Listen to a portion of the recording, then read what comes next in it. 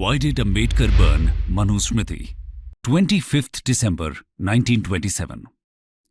महाराष्ट्र के कोंकण रीजन में लोकेटेड छोटे से गांव महाड़ में इतिहास रचा जाता है। हजारों लोगों के बीच एक फ्यूनरल पायर में हिंदू धर्मशास्त्र के टेक्स्ट मनुस्मृति को जला दिया जाता है। इस दिन को मनुस्मृति दहन दिवस भी कहा जाने लगा। ये हजारों लोग आखिर किसको सपोर्ट कर रहे थे और क्यों यहां इस एंशिएंट टेक्स्ट को जलाया गया था? आज इन्हीं सवालों के जवाब हम देने जा रहे हैं। आइए सबसे पहले इस घटना को थोड़ा विस्तार में समझते हैं और जानते हैं कि मनुस्मृति को कब और किसने जलाया था। The event burning of Manusmriti.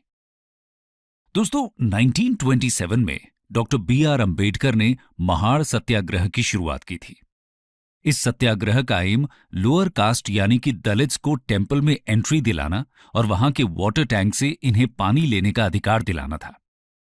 इससे पहले कलेक्टरेट द्वारा एक लीगल नोटिफिकेशन के जरिए सभी को यहां फ्री एक्सेस ऑथराइज कर दिया था।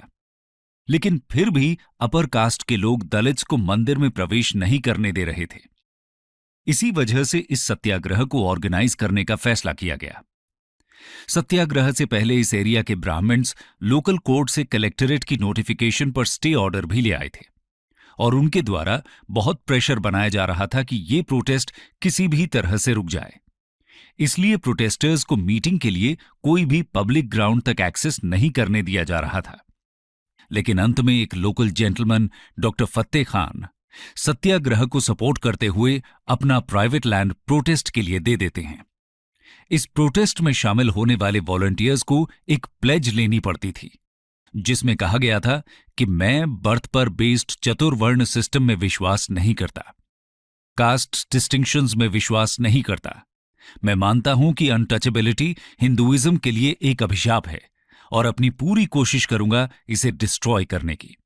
प्रोटेस्ट की साइट पर डॉक्टर अंबेडकर का अराइवल भी कम ड्रामेटिक नहीं था, क्योंकि सोसाइटी के बहुत से सेक्शंस इनके एफर्ट्स को रोकना चाहते थे। इसलिए अंबेडकर रोड के थ्रू जर्नी नहीं करते, बल्कि और ज्यादा डिस्टेंस तय करते हुए बॉम्बे के दसगांव पोर्ट से पद्मावती नाम की बोट में यात्रा करते हैं। ऐसा इसलिए क्योंकि उन्हें डर था कि बस ओनर्स उनका बॉयकॉट कर सकते हैं और ऐसे में पोर्ट से महाड़ के लिए 5 माइल्स की दूरी वो चलकर तय कर सकते थे। प्रोटेस्ट ग्राउंड में पंडाल तैयार किया गया था, जहां मंच से अंबेडकर एक शानदार भाषण देते हैं। मनुस्मृति को जलाने के लिए पंडाल के आगे पहले से ही वेदी यानी कि पायर तैयार कर दी गई थी।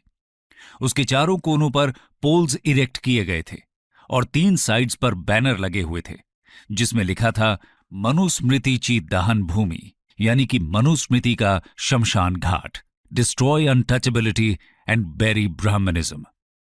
इस तरह 25 दिसंबर 1927 को देर शाम इस कॉन्फ्रेंस में मनुस्मृति को जलाने का रेजोल्यूशन लिया जाता है। और इंटरेस्टिंग बात यह है कि इस रेजोल्यूशन को अंबेडकर के ब्राह्मण एसोसिएट गंगाधर नीलकंठ सहस्त्रबुद्धे ने मूव किया था। उन्होंने और 6 दलित साधुज ने इस टास्क को पूरा किया। मनुस्मृति को आग के हवाले कर दिया गया।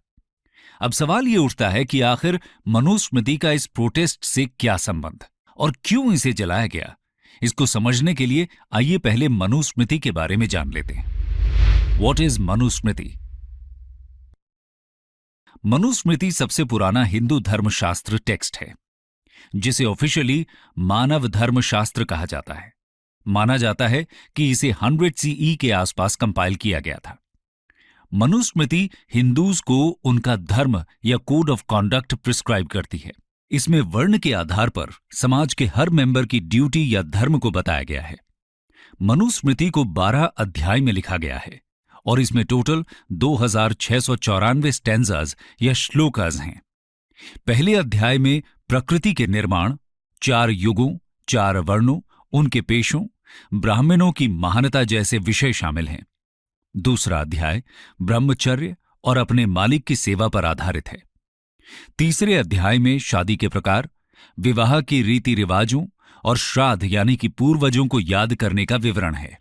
इसका चौथा अध्याय गृहस्थ धर्म के कर्तव्यों, खाने के नियमों और 21 तरह के नरक यानी कि हेल की बात करता है। वहीं 5वें अध्याय में महिलाओं के कर्तव्यों, शुद्धता और अशुद्धता का जिक्र है। छठे अध्याय में एक संत और 7वें में एक राजा के कर्तव्यों को बताया गया है। 8वां अध्याय अपराध, न्याय, वचन और राजनीतिक मामलों आदि पर बात करता है। 9वें अध्याय में पैतृक संपत्ति, 10वें में वर्णों के मिश्रण, 11वें में पाप कर्म और 12वें में 3 गुणों और वेदों की प्रशंसा है। ये मनुस्मृति में लिखे विषयों की एक आउटलाइन है। इसमें अधिकार, अपराध, बयान और न्याय के बारे में बात की गई है। ये आज की आईपीसी और सीआरपीसी की तरह लिखी गई है, इसीलिए इसे हिंदूज की लॉ बुक भी कहा जाता है। लेकिन ऐसा क्या था मनुस्मृति में जो दलित लीडर अंबेडकर इसका विरोध करते हैं और इसे जलाने जैसा एक्सट्रीम स्टेप उन्हें लेना पड़ता है? आइए जानते हैं। Controversial aspects of Manusmriti. Manusmriti में समाज की हायरार्किकल ऑर्डरिंग यानी कि वर्ण सिस्टम को डिवाइन यानी कि ईश्वर द्वारा रचित बताया गया है। इसमें ब्राह्मण्स, क्षत्रियज और वैश्यास को द्विजा यानी ट्वाइस बॉर्न का स्टेटस दिया गया है।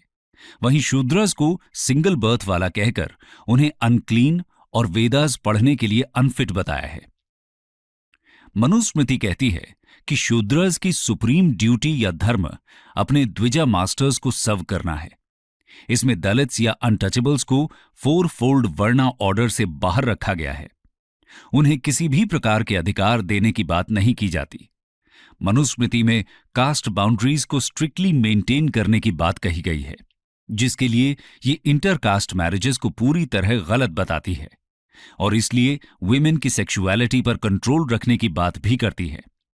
इसके 5वें अध्याय के 148वें श्लोक में लिखा है कि एक लड़की हमेशा अपने पिता के संरक्षण में रहनी चाहिए। शादी के बाद पति उसका संरक्षक होना चाहिए। पति की मौत के बाद उसे अपने बच्चों की दया पर निर्भर रहना चाहिए। किसी भी स्थिति में एक महिला आजाद नहीं हो सकती। मनुस्मृति के कुछ और कंट्रोवर्शियल श्लोक्स इस तरह से हैं। 11वें अध्याय का श्लोक 135 कहता है कि एक 100 साल के क्षत्रिय को 10 साल के ब्राह्मण को अपने पिता की तरह ट्रीट करना चाहिए। चौथे अध्याय के 78 से 81 तक के श्लोक में कहा गया है कि शूद्र एजुकेशन रिसीव करने के लिए अनफिट हैं। अपर वर्ण को शूद्रस को कोई एजुकेशन या एडवाइस नहीं देनी चाहिए। शूद्रस को कानून और कोड्स जानने की कोई जरूरत नहीं है और न ही इन्हें सिखाना चाहिए। इस नियम को तोड़ने वाले हेल में जाएंगे। इसके अलावा 8वें अध्याय में कास्ट डिस्क्रिमिनेशन को सपोर्ट करने वाले बहुत से श्लोकास हैं, जैसे कि 20वें श्लोक में लिखा गया है कि एक ब्राह्मण जो सिर्फ जन्म से ही ब्राह्मण है, यानी कि उसने न तो वेदास को पढ़ा है और न ही उसमें दिए गए किसी काम को किया है, अगर राजा चाहे तो ऐसा ब्राह्मण भी उसके लिए लॉ को इंटरप्रेट कर सकता है, यानी जज बन सकता है। लेकिन एक शूद्र, भले ही वो कितना भी ज्ञानी हो, ऐसा कभी नहीं कर सकता। श्लोक नंबर 270 में दिया है कि अगर कोई शूद्र ट्वाइस बॉर्न यानी कि किसी अपर कास्ट वाले की इंसल्ट करता है तो उसकी जबान काट लेनी चाहिए, क्योंकि वो लो ओरिजिन का है। अगले ही श्लोक में लिखा है कि अगर वो अपर कास्ट के किसी व्यक्ति का नाम और कास्ट बिना रिस्पेक्ट के मेंशन करता है तो उसके मुंह में 10 अंगुल लंबा आयरन नेल गरम करके डाल देना चाहिए।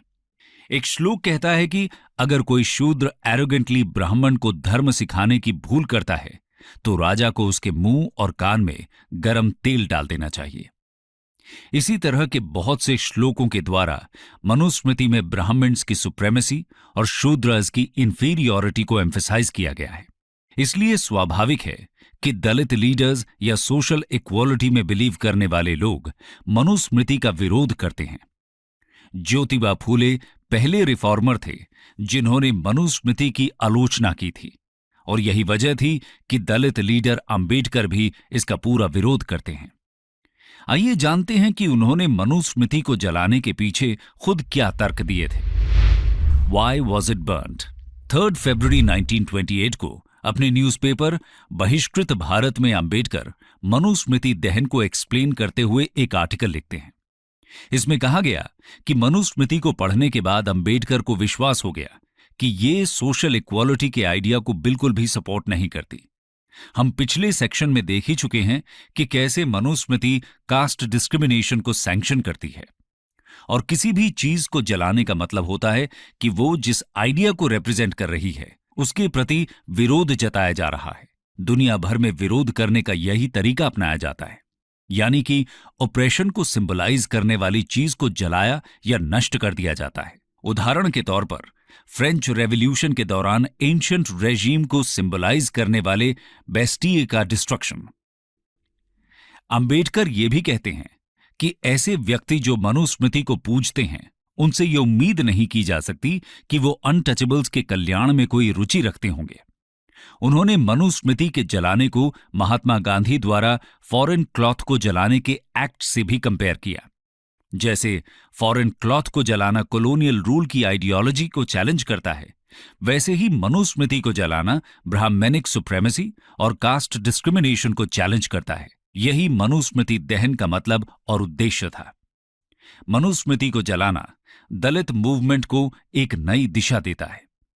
इस एक्ट से यह दिखाया जाता है कि दलित्स अब ब्राह्मण सुप्रेमेसी को नहीं मानते और इक्वालिटी उनकी सिर्फ डिमांड ही नहीं बल्कि उनका अधिकार है। कंक्लूजन। दोस्तों, आज भी अक्सर मनुस्मृति को जलाने की खबर न्यूज़पेपर्स में आती रहती है। हालांकि अब मनुस्मृति का कानून इंडिया में नहीं चलता, बल्कि डॉक्टर अंबेडकर द्वारा दिए गए कॉन्स्टिट्यूशन से इंडिया गवर्न होता है। लेकिन ये एक्ट सोसाइटी में आज भी चल रहे अपर कास्ट हेजेमनी को विरोध करने का एक तरीका है।